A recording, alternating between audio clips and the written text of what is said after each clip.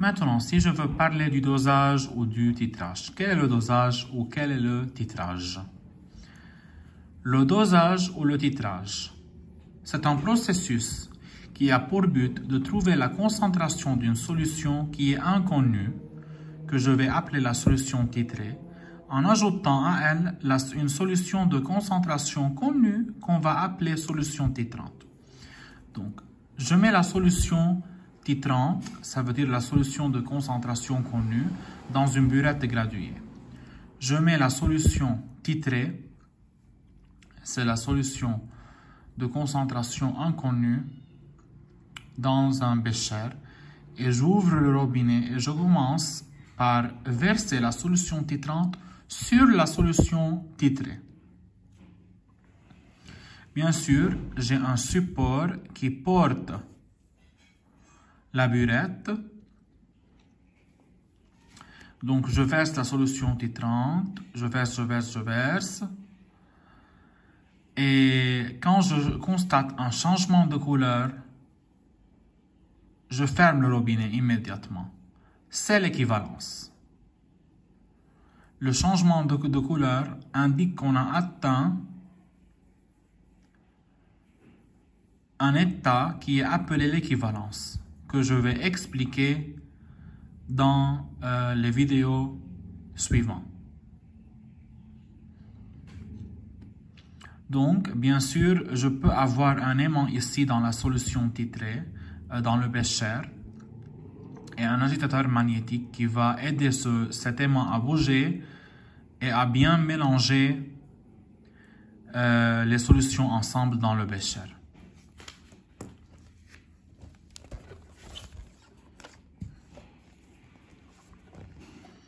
Donc, comme on a dit,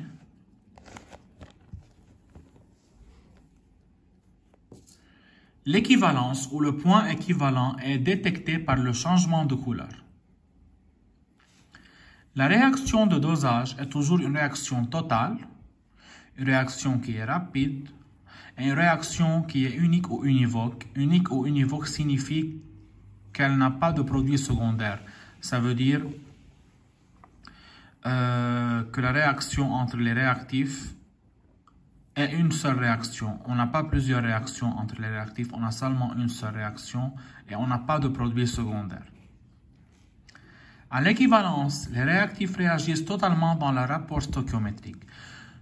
Donc l'équivalence, c'est un état qu'on a atteint dans le dosage ou dans le titrage, où les réactifs ont réagi totalement l'un avec l'autre.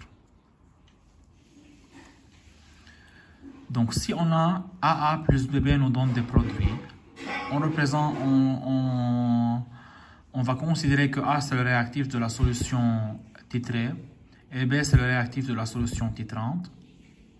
Le nombre de moles de A versé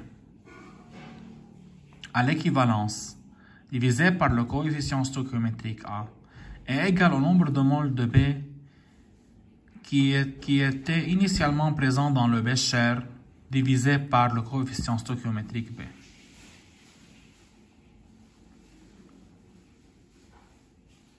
Donc je peux dire que le nombre de moles de A versé, qui est égal à CA fois VA, concentration de A fois volume de A, est égal à nombre de moles de B initialement présent dans le bécher, qui est égal à CB fois VB.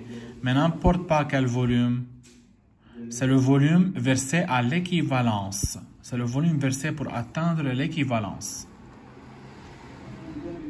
Maintenant, quel est le matériel du dosage? Le dosage nécessite une burette graduée pour porter la solution titrante, un bécher ou un Erlenmeyer qui vont contenir la solution titrée, un agitateur magnétique, un support, un chauffe-ballon. On peut placer par exemple un chauffe-ballon ici au-dessous du bécher pour chauffer le mélange réactionnel. Un Erlenmeyer, j'ai dit l'Erlenmeyer déjà, une pipette jaugée pour prélever les solutions et une propipette qui est toujours muni à la pipette. On peut aussi se servir d'un entonnoir, car quand on est en train de verser la solution titrante dans la burette, on utilise parfois un entonnoir pour éviter la perte de solution, pour que des gouttes de solution ne sortent pas hors de la burette.